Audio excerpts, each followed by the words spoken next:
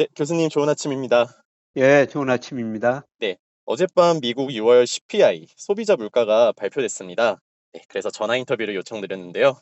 네, 네, 먼저 6월 미국 소비자 물가는 어떻게 나왔나요? 예, 전년 동월 대비 3% 상승한 거로 나왔어요. 컨센서스가 3.1%였는데요. 조금 낮게 나왔죠. 예, 그리고 근원 물가가 더 중요한데 시장에서는 한 5.0% 상승할 것이다. 근데 그보다 낮은 4.8%로, 그러니까 물가 상승률이 시장 예상치보다 좀 낮게 나왔습니다. 네, 이 소비자 물가, 근원 물가에는 주요 품목별 상승률이 같이 나오는 걸로 알고 있는데요. 해당 품목별의 상승률은 어떻게 됐나요? 그래서 물가 상승률이 낮아진 거는 전년 동월비로 여전히 그 에너지 가격이 많이 떨어졌기 때문입니다. 에너지 가격이 작년 6월에 비해서 한 17% 떨어졌어요. 그래서 그게 물가 상승 둔화의 주요한 요인이고요.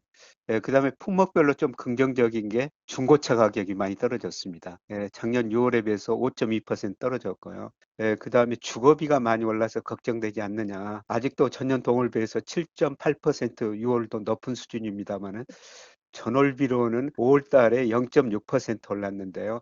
네. 6월에는 0.4%로 상승세가 둔화되고 있습니다. 그래서 소비자 물가를 구성하는 뭐 모든 품목들이 물가 상승세를 또 둔화를 초래했다고 좀 볼 수가 있겠습니다. 네, 감사합니다. 그럼 앞으로 이제 7월에도 물가 발표가 있을 예정인데요. 교수님이 생각하시기에는 앞으로 물가는 어떻게 될 것으로 보나요?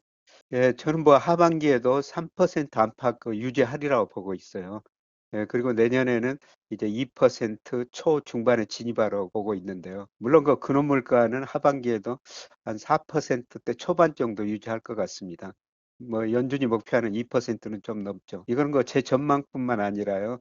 저기 블룸버그 컨센서스를 보니까 올해 소비자 물가가 4.1%, 작년에 8.0이었습니다. 그런데 내년에는 한 2.6% 정도 보고 있거든요. 그래서 물가 상승률이 이제 낮아지기 시작했는데 내년에는 한 2% 중반 안팎에서 물가 상승이 서서히 안정될 것이다. 이렇게 네. 보면 될 것 같습니다. 네, 감사합니다. 또 이제 물가 같은 경우는 수요랑 공급 측면에서도 분석을 해볼 수 있을 것 같은데요. 수요 예. 측면에서 보면은 교수님이 아까 말씀드린 물가 상승률은 왜 그렇게 나왔는지가 궁금합니다. 그 제가 그림에 그려놨습니다마는 그 GDP 갭하고 미국의 그 소비자 물가하고 방향이 같거든요.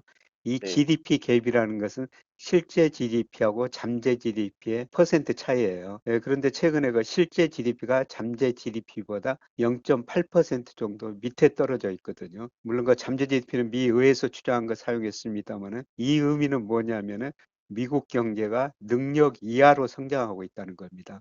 네, 수요가 부족하니까 물가 상승률이 낮아질 수밖에 없죠. 네, 그런데 1분기부터 지금 능력 이하로 성장하고 있는데요. 4분기에는 블룸버그 컨센서스 전망치를 적용해 보면 실제 GDP가 잠재 GDP보다 한 2.4% 정도 더 밑으로 떨어져요. 네. 그만큼 이제 수요가 부족하니까 하반기로 갈수록 물가 상승률은 더 낮아질 수 있다. 이렇게 볼 수가 있는 겁니다. 네. 또 교수님이 물가를 말씀 주실 때 항상 연준의 통화 공급도 같이 언급해 예, 주고 계시는데요. 이 연준이 지금 통화 공급을 줄이고 있다고 들었습니다. 예. 이러한 상황이 물가에는 어떤 영향을 미치는지 궁금합니다. 예, 통화 공급이 물가에 아주 중요한 영향을 미치죠. 네, 흔히도 경제학 교과서에 그 피셔 방정식이라고 있는데요. 여기서 그 장기적으로는 M2 총 유동성 증가율이 명목 GDP 성장률하고 비슷하면 적정 수준이다. 이런 게 적정 통화 공급 방식이거든요. 그런데 2020년에 코로나가 오니까 미국이 엄청나게 통화 공급을 해버렸어요. 적정 통화 공급보다 한때 30%포인트. 그리고 2020년 1분기부터 2021년 1분기 1년 동안은요. 네, 거의 26%포인트나 더 공급을 해버렸습니다. 이렇게 돈을 많이 푸니까 물가가 오를 수밖에 없었죠. 네, 그래서 맞습니다. 물가가 오르니까 이제 통화 공급을 줄이고 있는데요. 네. 또 지나치게 많이 줄이고 있거든요. 어, 올 1분기 보니까 적정 통화 공급보다 10%포인트나 덜, 그래서 흔히들 그 샤워실의 바보라고 그러는데요. 우리가 샤워실에서 샤워할 때 수도꼭지를 한쪽으로 틀면 굉장히 따뜻한 물이 나오지 않습니까? 너무 네, 뜨거운 물이 나온다고 반대쪽으로 보면 차가운 물이 나와버려요. 미국 통화 정책이 이거라는 거죠. 그래서 코로나 때문에 굉장히 따뜻한 물을 부었다가 지금 아주 찬물을 부어버린 겁니다. 그런데 이게 7분기 정도 시차를 두고 물가 상승률을 계속 하락시키고 있거든요. 예, 그런데 이 적정 통화 공급 정점이 2020년 2분기였었어요. 네. 이때 가장 많이 공급했거든요. 예, 그 이후로 그 낮아지고 있고 최근에 마이너스까지 온 것 보니까 앞으로 그 물가 상승률도 많이 낮아질 수 있다. 이렇게 볼 수가 있는 겁니다. 네. 그럼 이제 수요 측면에서 통화 공급 예, 측면에서 물가가 어떻게 되는지 말씀 주셨는데요.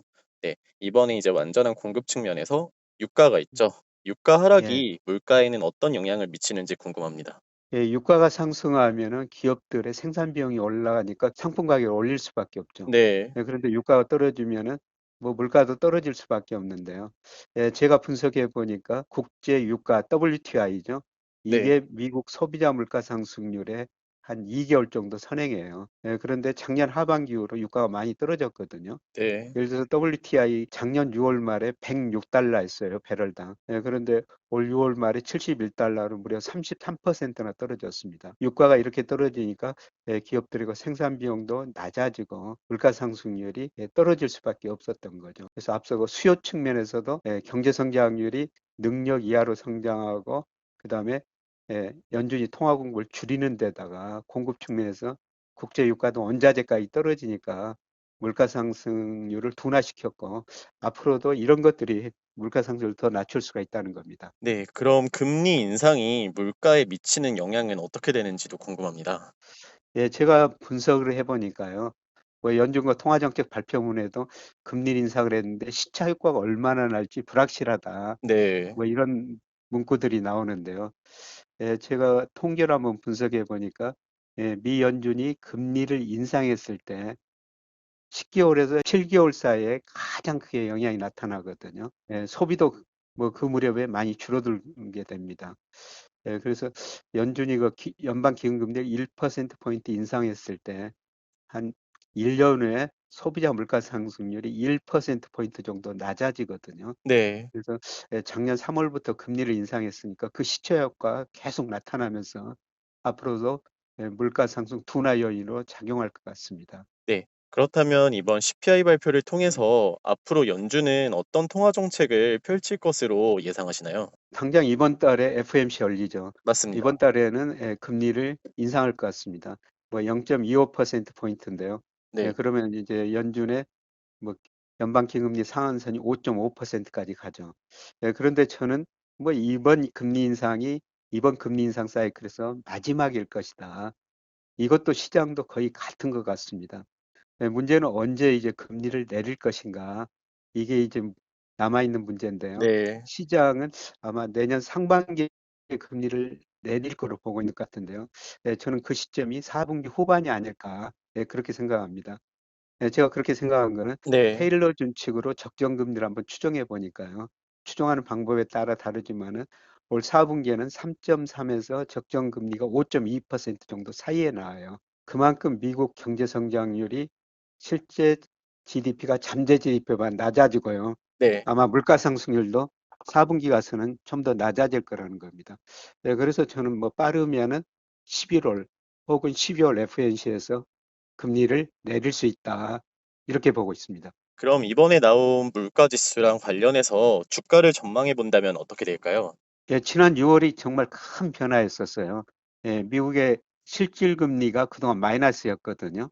네. 실질 금리라는 것은 저희가 예, 미 10년 국채 수익률에서 소비자 물가 상승을 뺀 거예요. 네. 이게 플러스가 정상이죠.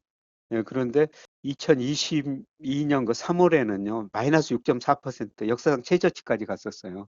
그러니까 실질 금리가 이렇게 낮으니까 투자자 입장에서는 주식 투자할 유인이 생겼죠. 네. 예, 그런데 올 6월에 지금 가장 큰 변화인데요. 10년 국채 수익률은 6월에 평균 3.8이었고 물가가 지금 3.0으로 떨어졌지 않습니까? 근데 네. 실질 금리가 플러스로 전환된 거예요. 예, 그런데 과거 통계를 분석해 보니까요. 이 실질 금리하고 S&P 500 상관계수가 마이너스 0.75나 나옵니다. 네. 즉, 이 의미는 실질 금리가 오르면은 S&P 500은 떨어졌다는 겁니다. 네. 근데 최근 그 실질 금리가 오르는데도 S&P 500이 지금 좀 오르고 있는데요. 이거는 좀 단기적으로 비정상적인 것 같습니다. 예, 그래서 조만간 저는 예, 미국 주가가 여기서 조금 더 오를 여지는 있지만은 네. 예, 다시 한번 예, 떨어질 수 있다 이렇게 보고 있습니다. 네. 교수님 감사합니다. 예, 네, 예. 오늘 전화 인터뷰 감사드리고요. 예, 또 이제 예. 다음 콘텐츠 때 물가에 관련해 가지고 조금 더 깊은 질문을 드려보도록 하겠습니다. 예, 예. 알겠습니다. 네, 감사합니다. 예, 고맙습니다.